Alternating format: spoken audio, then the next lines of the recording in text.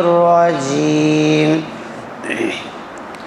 بسم الله الرحمن الرحيم ألم تر كيف فعل ربك بأصحاب الفيل ألم يجعل كيدهم في تضليل وأرسل عليهم طيرا أبابيل ترميهم بحجارة من سجيل فجعلهم كعصف مأكول. السلام علیکم.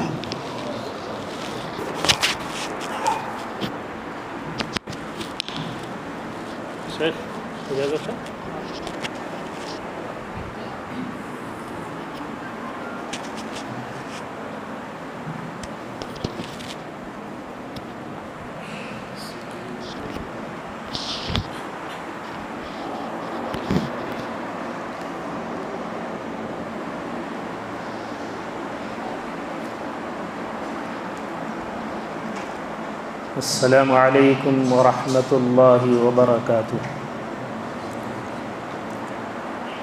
ان الحمد للہ نحمده ونستعینه ونستغفره ونؤمن به ونتوکل علیہ ونعوذ باللہ من شرور انفسنا ومن سیئات اعمالنا من يهده اللہ فلا مضل له ومن يضلله فلا هادی له ونشهد أن لا إله إلا الله وحده لا شريك له ونشهد أن محمدا عبده ورسوله. أما بعد فإن خير الحديث كتاب الله وخير الهدي هدي محمد صلى الله عليه وسلم وشر الأمور محدثاتها وكل محدثة بدعة وكل بدعة ضلالة وكل ضلالة في النار. أعوذ بالله من الشيطان الرجيم. بسم الله الرحمن الرحيم. والمؤمنون والمؤمنات بعضهم أولياء بعض يأمرون بالمعروف وينهون عن المنكر ويقيمون الصلاة ويؤتون الزكاة اولئک سیرحمهم اللہ ان اللہ عزیز حکیم. رب اشرح لی صدری ویسر لی امری واحلل عقدۃ من لسانی یفقهوا قولی. ربی زدنی علما سبحانک لا علم لنا الا ما علمتنا انک انت العلیم الحکیم. ہر قسم کی تعریف، حمد و ثنا، بڑائی، کبریائی، پاکی اور بزرگی، تکریم اور تقدس اللہ رب العالمین کے لیے لائق اور مناسب ہے، جس نے ہم سب کو پیدا فرمایا اور ہم سب کی رہنمائی فرمائی. اللہ رب العالمین کے حمد اور اس کی تکبیر بیان کر لینے کے بعد اللہ رب العالمین کے بھیجے ہوئے انبیاء و رسول، خصوصاً آخری نبی جناب محمد الرسول اللہ صلی اللہ علیہ وسلم پر بے شمار و انگنت بار درود و سلام ہو. اللہم صلی علی محمد وعلی آل محمد کما صلیت علی ابراہیم وعلی آل ابراہیم انک حمید مجید. اللہم بارک علی محمد وعلی آل محمد کما بارکت علی ابراہیم وعلی آل ابراہیم انک حمید مجید. اللہ رب العالمین کا یہ بہت زیادہ شکر و احسان ہے کہ اللہ تعالیٰ نے ہم سب کو انسان بنایا، مسلمان بنایا اور اپنا مطیع اور فرما بردار بندہ بنایا. میرے بھائیو، یہ ایسی عظیم ترین نعمت ہے کہ اس پر انسان جتنی بھی شکر گزاری کرے کم ہے. اللہ کے نبی جناب محمد الرسول اللہ صلی اللہ علیہ وسلم نے فرمایا کہ جب تم کسی کافر کو دیکھو تو الحمدللہ کہو. یعنی اللہ تعالیٰ کی یہ بہت ہی زیادہ بڑائی ہے، کبریائی ہے، پاکی ہے اور بزرگی ہے کہ اللہ تعالیٰ نے ہمیں اس جیسا نہیں بنایا، اس جیسا نافرمان نہیں بنایا۔ اللہ کی قدرت، اللہ کی طاقت جس کو جیسا چاہے بنا دے، لیکن اللہ تعالیٰ کی یہ عظیم نعمت کہ اللہ نے اس جیسا انکار کرنے والا، کفر کرنے والا، شرک کرنے والا، باغی ہمیں نہیں بنایا، بلکہ اللہ تعالیٰ نے اپنا مطیع، فرما بردار، اپنا اطاعت گزار بندہ بنایا۔ یہ اللہ کی بہت بڑی نعمت ہے، اس نعمت پر جتنی بھی شکر گزاری کرے کم ہے۔ میرے بھائیو، اللہ کے نبی صلی اللہ علیہ وسلم کی جس ماحول میں بعثت ہوتی ہے وہ ماحول ہم سب کی نگاہوں کے سامنے ہے۔ وہ معاشرہ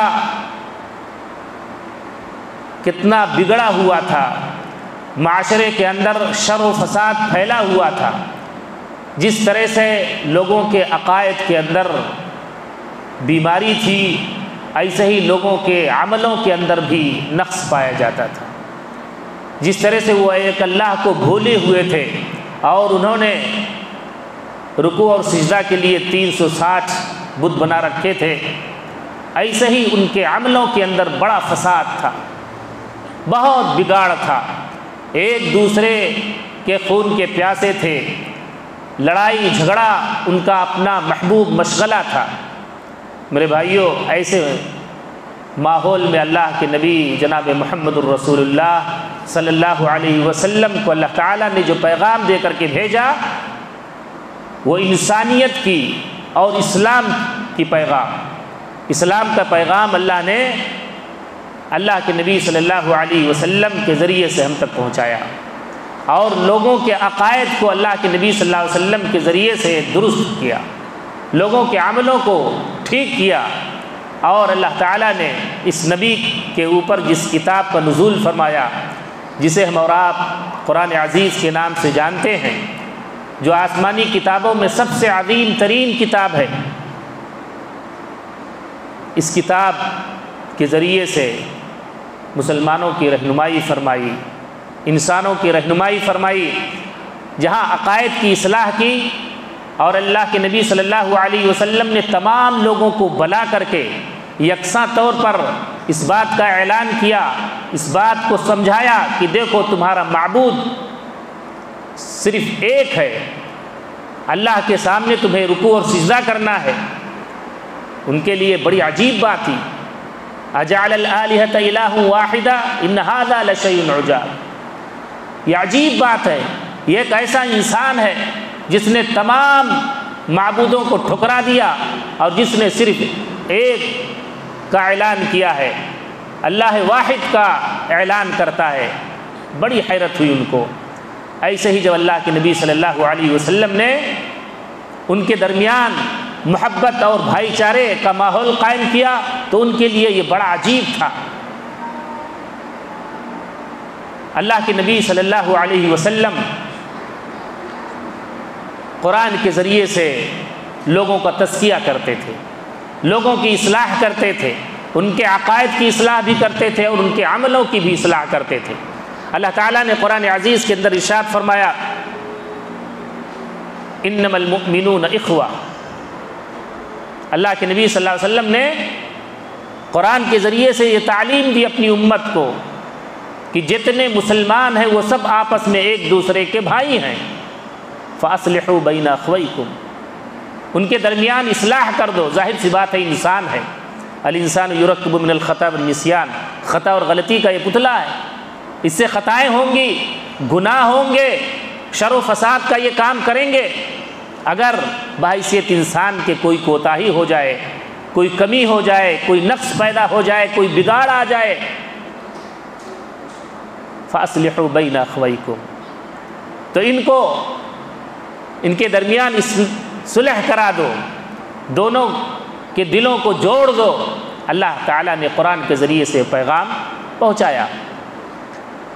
اللہ تعالیٰ نے قرآن میں کہا، والمؤمنون والمؤمنات بعضهم اولیاء بعض یأمرون بالمعروف وینہون عن المنکر۔ میرے بھائیو، ایک معاشرہ ایسا ہو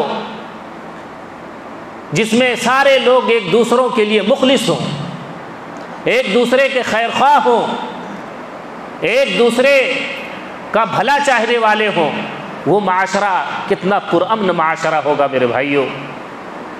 اللہ نے کہا کہ مومن مرد اور مومنہ عورتیں یہ آپس میں ایک دوسرے کے رفیق ہیں، دوست ہیں، یأمرون بالمعروف وینہون عن المنکر۔ ان کی عظیم صفت کیا ہے کہ یہ بھلائی کا لوگوں کو حکم دیتے ہیں، برائیوں سے لوگوں کو روک دیتے ہیں۔ وَيُقِيمُونَ الصَّلَاةَ وَيُؤْتُونَ الزَّكَاةَ، اور یہ نماز کا قیام کرتے ہیں، نماز کی پابندی کرتے ہیں، اللہ کے سامنے رکوع اور سجدہ کرتے ہیں، زکوٰۃ کی ادائیگی کرتے ہیں، اللہ نے جو مال انہیں نوازا ہے اس مال سے وہ خرچ کرتے ہیں۔ وَيُطِيعُونَ اللَّهَ وَرَسُولَهُ، اللہ اور اس کے رسول کی اطاعت و فرما برداری کرتے ہیں۔ أُولَٰئِكَ سَيَرْحَمُهُمُ اللَّهُ إِنَّ اللَّهَ عَزِيزٌ حَكِيمٌ، یہی وہ لوگ ہیں جن کے اوپر اللہ رحم و کرم فرمائے گا۔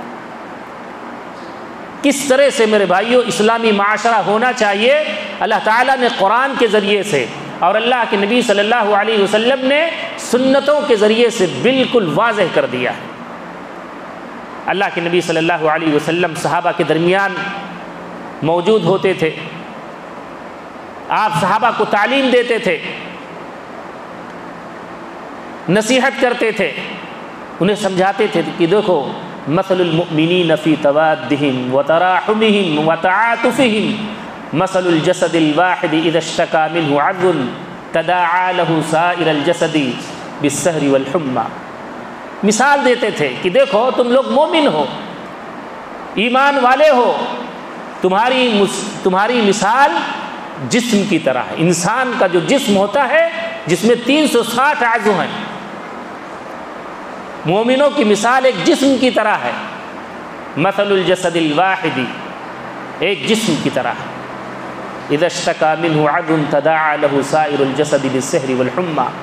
کسی ایک عضو کو کوئی تکلیف پہنچ جائے، کوئی درد شروع ہو جائے، پورا جسم بخار میں تڑپ اٹھتا ہے اور شب بیداری کرنے لگتا ہے، نیند کوسوں دور ہو جاتی ہے، تکلیف پیر میں ہے لیکن ہاتھ کو بھی سکون نہیں ہے، ذہن کو بھی سکون نہیں ہے، پورا جسم بخار کے اندر مبتلا ہے، پورا جسم احتجاج کر رہا ہے اس بیماری کے خلاف۔ میرے بھائیوں یہ کتنی عجیب بات ہے کہ مسلمان اللہ کے اوپر ایمان رکھتا ہے، مسلمان اللہ کے سامنے رکوع اور سجدہ کرتا ہے، اللہ کے اوپر یقین رکھتا ہے، اللہ کے سامنے کھڑے ہونے کا یقین، یہ ساری چیزیں اس کے اندر موجود ہوتی ہیں، اس کے ایمان کا حصہ ہے، لیکن اس کے باوجود مسلمان ایک دوسرے سے دور ہوتا ہے۔ اور یہ کیوں ایسا ہوتا ہے؟ اللہ تعالیٰ نے قرآن میں فرمایا وَقُلْ لِعِبَادِي يَقُولِ الَّتِي هِيَ أَحْسَنُ إِنَّ الشَّيْطَانَ يَنزَغُ بَيْنَهُمْ إِنَّ الشَّيْطَانَ كَانَ لِلْإِنسَانِ عَدُوًّا مُبِينًا۔ اللہ تعالیٰ نے کہا، اللہ نے انسان کو پیدا کیا ہے، انسان کی کمزوریوں کو سمجھتا ہے۔ اللہ نے کہا کہ اے اللہ کے نبی صلی اللہ علیہ وسلم آپ میرے بندوں سے کہیے یقول التی ہی احسن، کہ بڑی پیاری بات کہا کریں، خاموش رہیں، جب بولیں تو محبت سے بھری ہوئی گفتگو کریں، ایک دوسرے کے لیے خیر خواہی، ایک دوسرے کے لیے ہمدردی، ایک دوسرے کے لیے پیار کا جذبہ ہو۔ کس نے کہا؟ اللہ نے کہا۔ اس کا مطلب یہ ہے کہ گفتگو یہ انتہائی اہمیت کی حامل ہے۔ آدمی آزاد نہیں ہے، اپنی زبان کو جس طرح سے چاہے رواں دواں رکھے، جس طرح سے چاہے اس کو آزاد چھوڑ دے، بے لگام چھوڑ دے، نہیں۔ قرآن نے ہمیں نماز پڑھنے کا حکم دیا ہے، ایسا ہی ہمیں اپنی زبان کو صحیح طور پر استعمال کرنے کا حکم دیا ہے۔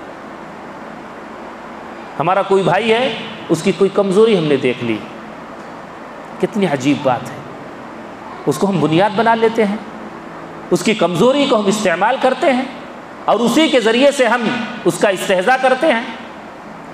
نہیں، قرآن کے اگر طالب علم آپ بنیں گے، قرآن آپ پڑھیں گے، اللہ کی کتاب کو اپنے ہاتھوں میں لے کر کے اس کا ورد کریں گے، تو آپ دیکھیں گے کہ اللہ نے کتنا عظیم پیغام اس قرآن کے ذریعے سے اہل ایمان کو دیا ہے۔ مسلمان یہ سمجھتا ہے کہ اس کے اوپر یہی احکامات ہیں، نماز پڑھو، روزہ رکھو، زکوٰۃ دو، حج کرو، بس۔ یہ سارے معاملات تو انتہائی اہم ترین ہیں، اور اسی کے ساتھ بہت سارے معاملات اللہ تعالیٰ نے جو آپسی معاملات ہیں اللہ تعالیٰ نے قرآن کے ذریعے سے اس کی وضاحت فرمائی ہے۔ یہ ایسا نہیں ہے کہ صاحب نماز ہم نے پڑھ لیا تو اب کسی کے ساتھ ہم جیسا چاہیں سلوک کریں، کسی کا استہزاء کریں، مذاق اڑائیں، بالکل بھی شریعت نے اس بات کی اجازت نہیں دی ہے۔ اللہ تعالیٰ نے کہا کہ میرے بندوں سے کہہ دو کہ وہ بہت ہی پیاری گفتگو کریں، ان الشیطان ینزغ بینہم ان الشیطان کان للانسان عدوا مبینا۔ شیطان یہ تمہارے درمیان انتشار ڈالنا چاہتا ہے، عناد ڈالنا چاہتا ہے، بغض ڈالنا چاہتا ہے، کینہ اور کپٹ ڈالنا چاہتا ہے، ایک دوسرے کو ایک دوسرے سے دور کرنا چاہتا ہے۔ کیوں؟ ان الشیطان کان للانسان عدوا مبینا، کھلا ہوا دشمن ہے، کھلا ہوا۔ اپنے رب سے اس نے کہا تھا کہ میں تیرے بندوں کو راہ پہ نہیں چلنے دوں گا، راستے پہ قائم نہیں رکھوں گا، بھٹکا کر کے رہوں گا، اور اللہ تعالیٰ نے اس کی تصدیق کی ہے کہ شیطان نے اپنا وعدہ پورا کر دیا۔ شیطان انسان کے ساتھ ہر وقت موجود ہوتا ہے، اس کے خون کے ساتھ وہ دوڑتا رہتا ہے، اور اللہ کے نبی صلی اللہ علیہ وسلم نے ہمیں انہی خامیوں سے آگاہ کیا ہے، انہی بیماریوں سے آگاہ کیا ہے جس بیماری میں پڑ کر کے ہمارا معاشرہ تعفن کا شکار ہو جاتا ہے۔ میرے بھائیوں، مسلم معاشرہ پرامن معاشرہ ہونا چاہیے، محبت کا گہوارہ ہونا چاہیے، امن سکون کی مثال ہونی چاہیے۔ لیکن آپ جانتے ہیں، ہم اپنی نگاہوں سے دیکھتے ہیں، مسلم کوئی محلہ ہے تو ہم پہلے ہی سے کہہ دیتے ہیں کہ یہ بڑا خراب محلہ ہوگا، بہت گندا محلہ ہوگا، آپس میں یہ لوگ بہت لڑتے ہیں۔ انا للہ و انا الیہ راجعون۔ ہم نماز بھی پڑھتے ہیں، ہم روزہ بھی رکھتے ہیں، زکوٰۃ بھی دیتے ہیں، حج بھی کرتے ہیں، اللہ کے اوپر یقین ہے، سب کچھ ہے، لیکن ہمارا معاشرہ تعفن کا شکار ہے۔ معاشرے کے اندر امن نہیں ہے، ہر آدمی ایک دوسرے سے دور ہے، جاتا ہے سر جھکا کر کے جاتا ہے، سلام نہیں کرنا ہے۔ اب تو علماء لوگ بتاتے ہیں لوگوں کو سلام نہیں کرنا، سلام نہیں کرنا، ورنہ تمہارا ایمان ختم ہو جائے گا، تمہارا نکاح ٹوٹ جائے گا۔ اللہ کے نبی صلی اللہ علیہ وسلم مکہ سے جب مدینہ ہجرت کر کے آئے تو آپ نے خطاب کیا، افش السلام۔ یہ ساری تعلیمات کہاں گئیں؟ افش السلام، کثرت کے ساتھ آپس میں ایک دوسرے سے سلام کرو، واطعموا الطعام، ایک دوسرے کو کھانا کھلاؤ، وصلوا باللیل، قیام اللیل کرو۔ جب ساری دنیا بستر پہ میٹھی نیند لے رہی ہو تو تم کھڑے ہو کر کے اللہ کی تکبیر بیان کرو، اللہ کے سامنے رکوع اور سجدہ کرو، اس بات کا تصور کرو، اور اپنے رب سے معافی مانگو، جو خطائیں ہوئی ہیں، جو گناہ ہوئے ہیں، جو انسان کی کمزوریاں ہیں، ان ساری کمزوریوں کو اللہ کے سامنے رکھ دے اور کہے اللہ ہم تو نحیف ہیں، کمزور ہیں، گنہگار ہیں، خطائیں کرنے والے ہیں، تو ہمارا رب ہے، مربی ہے، پالنہار ہے، مشفق ہے، مہربان ہے۔ اے اللہ تو ہماری خطاؤں کو درگزر فرما دے، ہماری خطاؤں کو معاف فرما دے۔ کہا وصلوا باللیل، راتوں میں اٹھ کر کے اللہ رب العالمین کو یاد کرو، تدخلون الجنۃ بسلام، تم سلامتی کے ساتھ جنت میں داخل ہو جاؤ گے۔ اللہ کے نبی جناب محمد الرسول اللہ صلی اللہ علیہ وسلم نے صحابہ سے فرمایا لا تدخلون الجنۃ حتى تؤمنوا ولا تؤمنوا حتى تحابوا اولا ادلکم علی شیء اذا فعلتموه تحاببتم افشوا السلام بینکم۔ تم جنت میں ہرگز نہیں داخل ہو سکتے، لا تدخلون الجنۃ حتى تؤمنوا، یہاں تک کہ تم ایمان لے آؤ، بغیر ایمان کے تم جنت میں نہیں داخل ہو سکتے، اور تمہارا ایمان مکمل نہیں ہو سکتا یہاں تک کہ تم آپس میں ایک دوسرے سے محبت نہ کرنے لگو۔ پھر اس کا گرو سکھایا، کہا کیا میں تمہیں یہ نہ بتاؤں کہ تمہارے آپس کے اندر محبت کیسے پیدا ہوگی؟ افشوا السلام بینکم، آپس میں کثرت کے ساتھ ایک دوسرے سے سلام کرو۔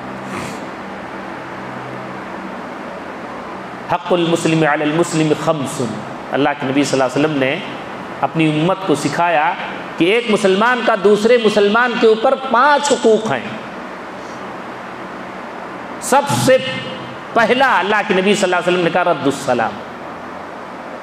یہ حقیقت نہیں ہے کہ یہی سب سے پہلا حملہ ہمارے آپس کے درمیان اسی چیز سے ہوتا ہے؟ جیسے ہی کوئی مزاج کے خلاف بات آئی، رواداری تو ہے ہی نہیں، برداشت کی صلاحیت تو ہے ہی نہیں، اور یہ کوئی مخصوص کسی جگہ یا کسی شخص کی بات نہیں ہے، ہر گھر کے اندر یہی معاملہ ہے۔ بیٹا باپ کو نہیں برداشت کر رہا ہے،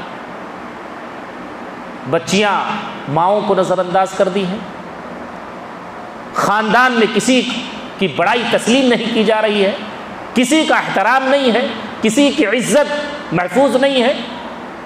آج کل تو کیسے ہے، چھوٹے چھوٹے بچے ہیں، بڑوں کو کچھ نہیں سمجھتے۔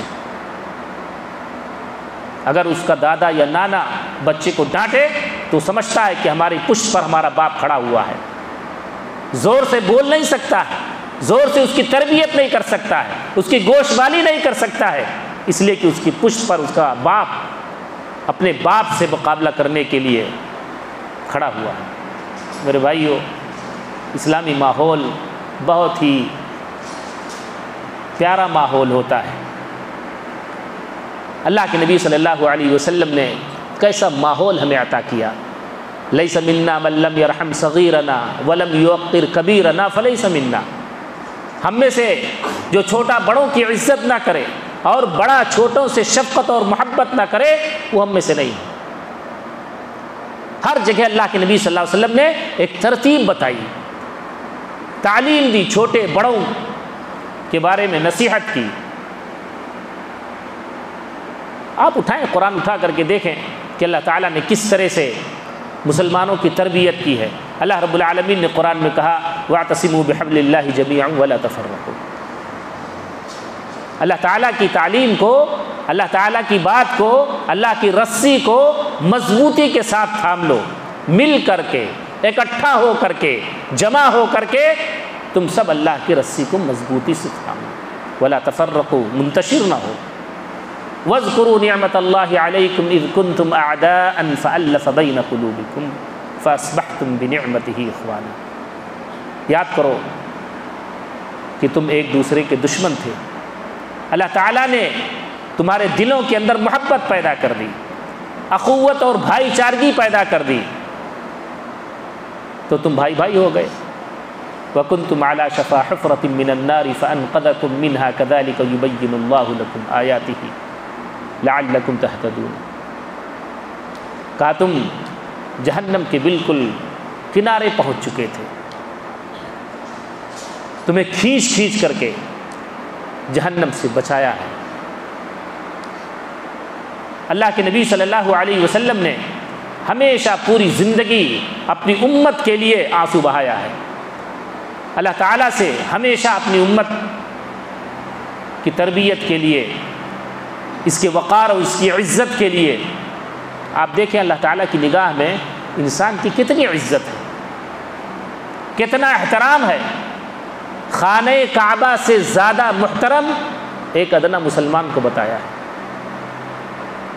اور ہماری مسجد میں کوئی جوتا پہن کر کے چلے آئے تو اسی جوتا سے ہم اس کی خیریت پوچھنے لگتے ہیں۔ میرے بھائیوں، ایک اجنبی آدمی ہے، مسافر آدمی ہے، اس کو پتہ نہیں کہ جوتا کہاں نکالا جاتا ہے، اور کوئی حرج کی بات نہیں، اگر کسی کے جوتے میں کوئی گندگی نہیں ہے تو وہ یہاں کھڑا ہو کر کے نماز پڑھ سکتا، کوئی عیب کی بات نہیں ہے۔ عیب وہ آدمی سمجھتا ہے جو دین کو نہیں سمجھ رہا ہے۔ آپ جائیے عربوں میں، جو لوگ گئے ہیں، جو وہاں ملازمت کرتے ہیں، ان سے پوچھئے کہ وہاں کی شرطہ، وہاں کی پولیس اپنے ہتھیاروں کے ساتھ جوتا پہن کر کے اسی جگہ، اسی قالین پہ آ کر کے وہ نماز ادا کرتے ہیں۔ کوئی حرج کی بات نہیں. اللہ کے نبی صلی اللہ علیہ وسلم نے جوتا پہن کر کے نماز ادا کی, کوئی حرج کی بات نہیں. قبرستان میں آپ چلے جائیے تو ہر آدمی کی نگاہ رہتی ہے, کوئی آدمی چپل تو نہیں پہنا ہے. ارے میرے بھائی, کانٹے سے بچنے کے لیے, گندگی سے بچنے کے لیے, کیچڑ سے بچنے کے لیے, موذی جانوروں سے بچنے کے لیے آدمی چپل پہنا ہوا ہے, اپنے جسم کی وہ حفاظت کر رہا ہے. اور تم بالکل بضید ہو کہ نہیں, کسی کو بھی چپل پہن کر کے نہیں آنا. اب تو یہ ماحول بھی بہت کم ہو گیا ہے, ورنہ آپ دیکھتے تھے کہ لوگوں کی نگاہیں دیکھتی رہتی تھی, عبرت اور نصیحت نہیں حاصل کرتے, بلکہ اپنے بھائیوں کے لیے عناد اور دشمنی. کوئی اگر آدمی جوتا پہن کے آ گیا تو اس کے ساتھ عناد, اس کو ڈانٹنا, اس کو رسوا کرنا. اللہ کے نبی صلی اللہ علیہ وسلم نے اپنی امت کو سمجھایا ہے, تصافحوا یذهب الغل, مصافحہ کرو, ایک دوسرے سے ہاتھ ملاؤ, عناد ختم ہو جائے گا, دشمنی ختم ہو جائے گی. تہادوا تحابوا, ہدیہ اور تحفہ دو. ہمارے یہاں بالکل ماحول نہیں ہے, بالکل ماحول نہیں ہے. اگر کوئی غرض نہیں ہے تو کوئی کسی کو دیتا لیتا نہیں ہے. میرے بھائیو, عادت بنائیے, آپ کے پاس قلم رکھا ہوا ہے, آپ کسی کو ہدیہ دے دیجیے. کوئی آپ کا بھائی ملے, آپ اس کو رومال پکڑا دیجیے, کوئی اور چیز ہدیہ دے دیجیے, خوشبو آپ لی ہے, خوشبو دے دیجیے. تہادوا تحابوا, آپ نے ہدیہ پیش کیا, دل کے اندر اس کی محبت آپ کے لیے پیدا ہو گئی. میں ایک آدمی کو جانتا ہوں کہ بڑی عقیدت اور محبت سے عید کے موقع پر وہ میرے لیے رومال لے کر کے آتا ہے. رومال کی کیا حیثیت ہے, لیکن اس کے اس ہدیے کی وجہ سے دل کے اندر بڑی عقیدت ہے اس آدمی کے لیے. وہ اہتمام کرتا ہے, اس کو خریدتا ہے اور بڑی محبت سے اس کو پیش کرتا ہے. تو اللہ کے نبی صلی اللہ علیہ وسلم نے گر سکھایا, ہمیں تعلیم دی کہ تصافحوا یذهب الغل, بغض, عناد, دشمنی سب ختم ہو جائے گا, مصافحہ کرو, ہدیہ دو, دشمنی ختم. عرب کے اندر میں ایک بازار میں تھا, ایک دکان میں, باعثیت سیلس مین کے کچھ دن میں تھا وہاں. عرب کے بچے بڑے شریر ہوتے ہیں, 4-5 بچے بہت شرارت کر رہے تھے. جب ان کی شرارت بڑھ گئی تو میں ان کی طرف غصے سے لپکا. اب وہ بچے میرا چہرہ دیکھ کر کے ڈر گئے. انہوں نے فوراً مجھ کو اشارہ کیا, میرا سر نیچے کیا اور سلام کر کے بوسہ دے دیا. میں نے کہا ان کو کون بتایا ہے؟ ہنسی آ گئی کہ بچے جو ہے اس قدر جو ہے دینی اعتبار سے اتنے بالغ ہیں. ظاہر سی بات ہے ان کے ہاں یہی ماحول ہوگا. ان کے گھر کے اندر عربوں کو آپ دیکھتے ہیں کہ وہ کس طرح سے ایک دوسرے سے محبت کرتے ہیں. ہمارے شافی کے سامنے 2 گاڑیاں آپس میں ٹکرا گئیں, ایک آدمی اس میں بے ہوش ہو گیا. ہوش آیا تو وہ سب سے پہلے یہی پوچھتا ہے کہ ہمارا دوسرا بھائی کدھر ہے. اس سے ملا اور اس کو چمٹ گیا. محبت, اخوت, بھائی چارگی اللہ کی جانب سے میرے بھائیوں ایک نعمت ہے. اللہ تعالیٰ نے اپنے بندوں کو یہ نعمت عطا کی ہے. اگر اس کو اسی طرح سے استعمال کیا جائے جس طرح سے اللہ تعالیٰ نے کہا ہے, اللہ کے نبی صلی اللہ علیہ وسلم نے سکھایا ہے, تو ہمیں اس کا بھرپور فائدہ ہوگا. ہمارا معاشرہ پرامن ہو جائے گا. ہمارے معاشرے کے اندر کتنی خامیاں, کتنی برائیاں, کتنے لوگ ایک دوسرے سے مسجدوں کے اندر آتے ہیں, مسجدوں میں آتے ہیں, نماز پڑھتے ہیں, اللہ کے سامنے رکوع اور سجدہ کرتے ہیں, اس کے باوجود بھی دلوں کے اندر تنگی موجود رہتی ہے. یہ ماحول ختم ہونا چاہیے میرے بھائیوں. اگر کوئی آدمی ٹیڑھاپن اختیار کرتا ہے تو کس بنیاد پر؟ اللہ نے کہا وَلَا تَمْشِ فِي الْأَرْضِ مَرْحًا إِنَّكَ لَن تَخْرِقَ الْأَرْضَ وَلَن تَبْلُغَ الْجِبَالَ طُولًا. پیر پٹخ چلتے ہو, شیخی بگاڑتے ہو, کیا ہے تمہارے پاس؟ زمین کو پھاڑ دو گے, آسمان کی بلندی کو چھو گے, پہاڑ جیسے ہو جاؤ گے. کس بنیاد پر؟ نرمی. اللہ کے نبی صلی اللہ علیہ وسلم نے نرمی کا ماحول بنایا تھا. یا عائشہ ان اللہ رفیق یحب الرفق. اللہ تعالیٰ نرمی کو پسند کرتا ہے, خود نرم ہے، نرمی کو پسند کرتا ہے. وَيُعْطَى بِالرِّفْقِ، اور نرمی ہی کی وجہ سے اللہ رب العالمین عطا کرتا ہے. اسلامی ماحول میرے بھائیوں بہت ہی اہم ہونا چاہیے، اور قرآن و سنت پر اگر ہم روشنی ڈالیں، ہماری نگاہ اگر اس پر پڑے تو ہم دیکھیں گے کہ اللہ تعالیٰ نے کس قدر اس کو اہمیت دی ہے، کس قدر اس کی فضیلت بیان کی ہے. اور پھر اللہ کے نبی صلی اللہ علیہ وسلم نے صحابہ کو بھرپور اس کی تعلیم دی ہے. اور اللہ کے نبی صلی اللہ علیہ وسلم جس وقت صحابہ کے درمیان ہوتے تھے، صحابہ کو نصیحت کرتے رہتے تھے. اللہ کے نبی صلی اللہ علیہ وسلم صحابہ سے بے پناہ محبت کرتے تھے. ایک بار حضرت انس رضی اللہ تعالیٰ عنہ نے کہا کہ اللہ کے نبی صلی اللہ علیہ وسلم نے بیان فرمایا کہ ایک شخص اپنے بھائی سے ملنے کے لیے اس کی بستی کی طرف روانہ ہوا.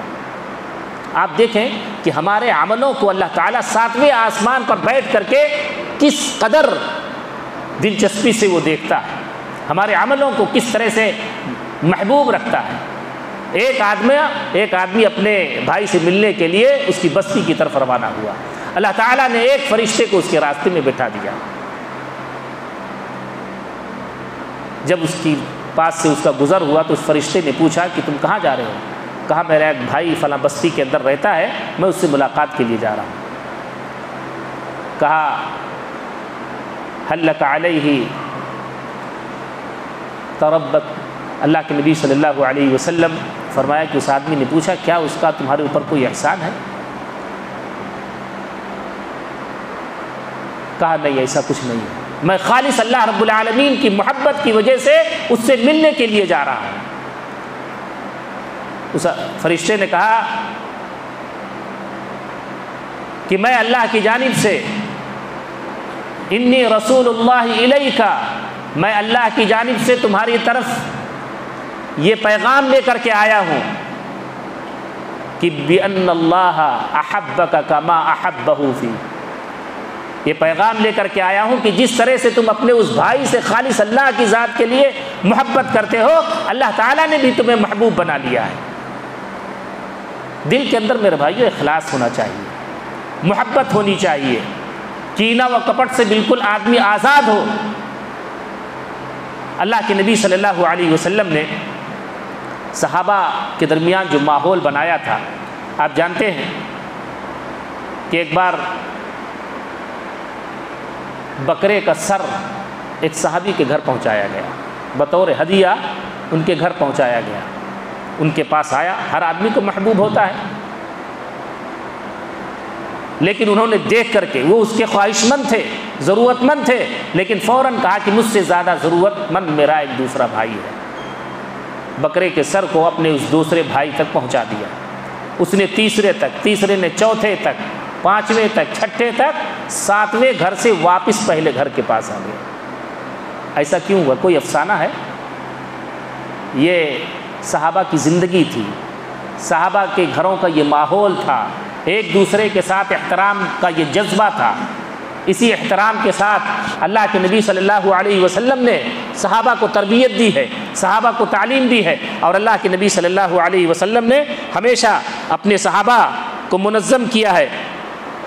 کیسا ماحول تھا، ایک دوسرے سے گتھم گتھا تھے، ایک دوسرے کے ساتھ عناد تھا، لیکن اس کے باوجود ان کے اندر اللہ کے نبی صلی اللہ علیہ وسلم نے جو تعلیم ان کے سینوں میں ڈالی تھی قرآن کے ذریعے سے، اس کے ذریعے سے معاشرہ پوری طرح سے پرامن ہو گیا تھا.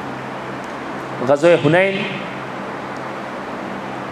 میں جو مال آیا، اس غنیمت کے مال کو اللہ کے نبی صلی اللہ علیہ وسلم نے اپنے طور پر لوگوں کے درمیان تقسیم کر دیا. تالیف قلب کے لیے لوگوں کے درمیان اس مال کو تقسیم کر دیا. انصاری صحابی